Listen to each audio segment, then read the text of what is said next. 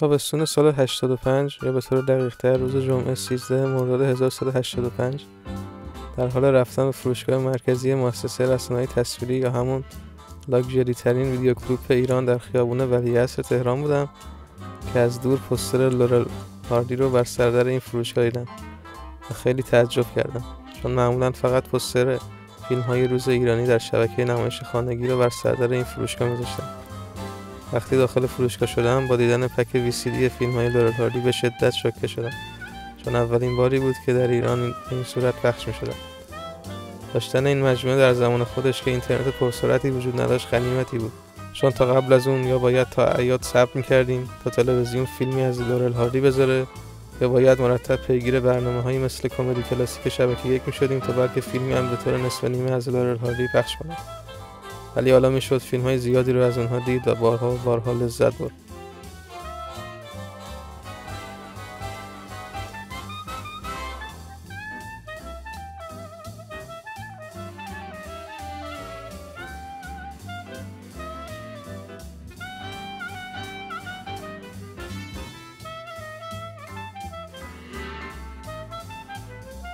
قیمت این مجموعه 15,000 تومان بود که برای زمان خودش گرون بود، یعنی به پول امروز بیشتر از 1,000,000 تومان.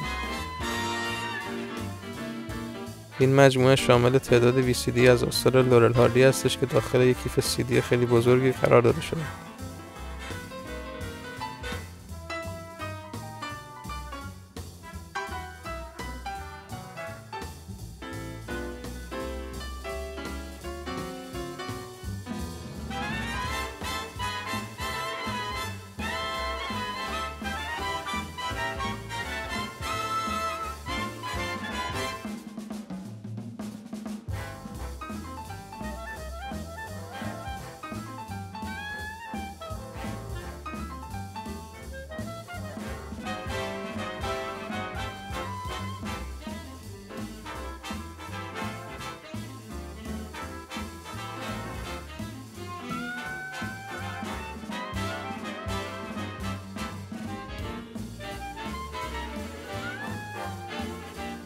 بقیه آثار تا حدود 2 سال بعدتر به صورت مجزا در جعبه‌های مقوایی از مؤسسه رسانه‌های تصویری پخش شدند. احتمالاً پخش دیویدی نسخه رنگی آثار لورل هاردی به تهیه کنندگی هالروچ در بریتانیا در سال 2004 یا 1183 بهونه‌ای بوده برای دوبله بیشتر و پخش آثار بهترین زوج کمدین تاریخ سینما در ایران.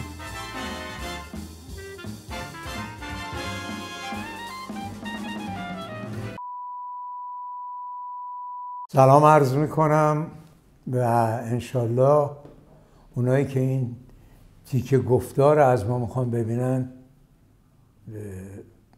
انشالله که سالم باشن و خوششون بیاد. نمیدونم، من برای خوش آمد نمیگم ولی خب این دوست عزیزمون که اومده با ما یه چند کلمه صحبت بکنه، ایشون میگه میخوام بذارم دوستان ببینن از این. خب اول این دوبله این فیلم ها که مرحوم آقای مقبلی حرف می زدن و خیلی قشنگ و شیوا و زیبا انجام می دادن. بعد چندین سال که ایشون مرحوم شدن،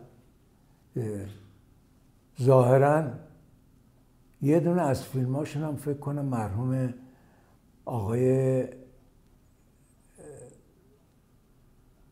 آقای ماهرو و پیریه دیگه حواس میپره، ببخشید آقای ماهرو هم یه دونه‌شو گفته. آقای افضلی هم جای جفتشون حرف زده، منتها جای اون کوچیکه بیشتر حرف زده، یکی یا 2 تا جای این توپله حرف زده. بعداً به مراتب آقای مقبلی به اصطلاح قراردادی که داشتن از نو تجدید شد و ایشون حرف زدن تا زمانی که مرحوم شدن. زمانی که مرحوم شدن چند تا تست گذاشتن گرفتن و جور در نیامد. خلاصه حتی استاد بزرگ این کار جناب آقای اسماعیلی صحبت کردند که فیلم ها به سرپرستی همه را میگه مرحوم، انشالله خدا همه رو بیامرزه، به سرپرستی آقای جلال مقامی دوبله میشد. دوبله کردن. اون فیلم هم متاسفانه خوب در نیامد.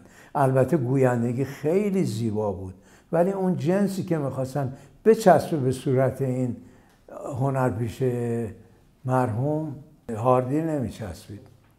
تا مدتی گذشت از این کارها و اینا، یه سری از فیلم‌های قدیمی اینو آوردن تو ایران که قسمت‌های مثلا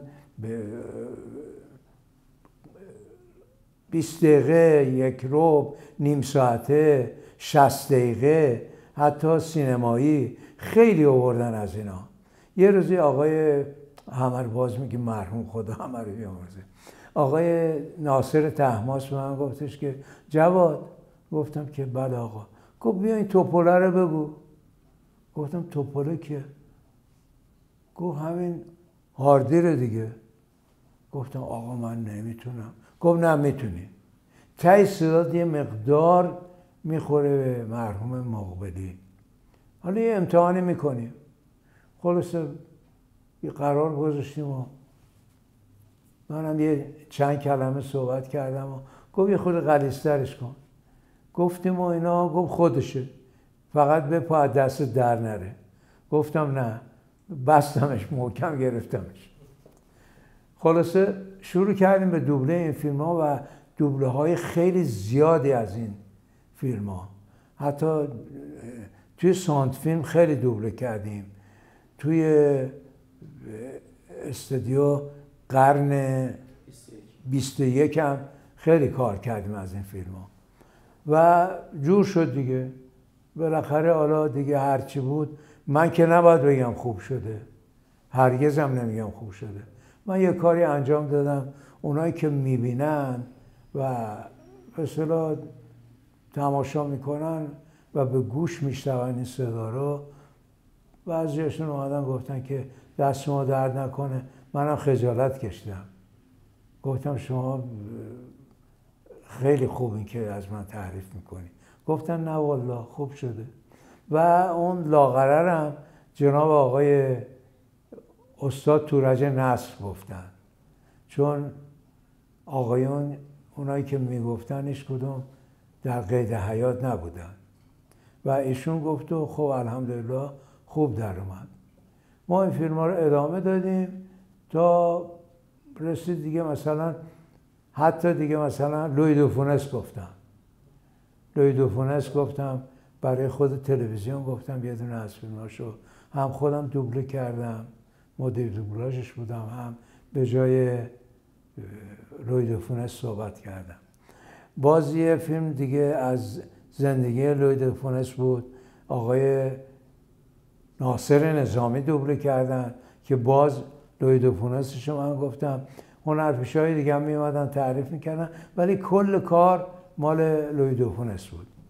یه دونه فیلمش هم باز زندگی لوی دو فونس از زمانی که شروع کرده برای بازیگری و اومده توی جلو دوربین، آقای رضای آفتابی که ایشون هم خیلی کار خوبی داره، خوب کار میکنه، سینما رو خوب میشناسه و با ایشون کار کردیم و خوشبختانه بالا دیگه نمیدونم دیگه میگه غذا رو میذاره جلوش، اونی که میخوره خورنده باید بگه طعمش خوب بود یا نه. دیگه اونایی که دیدن نمیدونم. خواستم بهتون بگم که ما خیلی با این دوبله لور هاردی شما ارتباط برقرار کردیم تو سن کودکیمون، چون واقعا تنها دوبله در دسترس همون بود و جوری بود که مثلا بعدها که بزرگ شدیم با دوبله دیگه اینا رو تلویزیون پخش می‌کردن. به خودم گفتم چرا دوبله خودشون صحبت نکردن. یعنی در این حد بود ارتباطم. بله، اگه واقعا میام تو کلامتون شکر، اگه حقیقتش رو بخوام بگم، من بارها شده مثلا یه آدمایی رو دیدم از خود من مسن‌تره، میگه من با صدای شما بزرگ شدم. خیلی جالبه.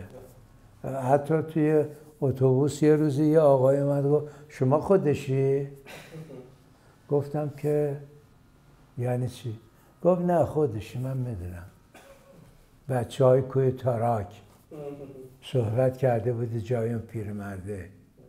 خب گفتم که بله. گفت خب حالا که اینطوری شد باید با من یه عکس بندازی. یه عکسم با موبایلش از ما گرفت و خلاصه منم ازش تشکر کردم. یه عده‌ام داشتن تماشا میکردن. دوستم ندارم تو یه جایی باشم که مثلا بگم اینجوریه یا اونجوریه، یا کسی منو بشناسه. من همیشه این پشت مشتا قایم شدم، نخواستم زیاد جلوه‌گری بکنم، به قول قدیمی ها اشوه بیام و ناز بکنم. من یه آدمیم مثل همه شماها، مثل خود شما. اومدیم توی یه کاری رو انتخاب کردیم با علاقه. حالا من کارم رو انجام میدم. مثلا اون فیلمی که کریسمس نشون میدن، سرود کریسمس، مثل اسکروج، این هر سال میذارن، حتی به من تلفن میزنن مسیحی‌ها تشکر میکنن. نه، اونم آقای پرویز نارنجی ها دوبله کردن و اونم یکی از اون فیلمایی بود که خیلی طرفدار داشت. الانم هر که اون فیلم ها رو میبینه لذت میبره و عقیده من اینه که حالا خوب حرف بزنی، انشالله که باید خوب حرف بزنی. هر کاری رو که بهت میدن، حتی کوچیک باشه یا بزرگ، شما باید با علاقه انجام بدی که اون بیننده وقتی میبینه واقعا لذت ببره.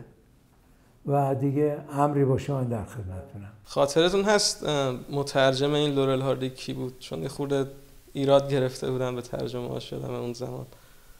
بالاخره مترجمش هر که بوده بد نبوده، انشالله که خوب بوده. ما هم سعی میکردیم که اگر یه جاهای خدای نکرده که ایراد نداشته، اون آقای مدیرمون یا حتی خود ما پیشنهاد میدادیم یه اصلاح بشه و درست انجام بشه.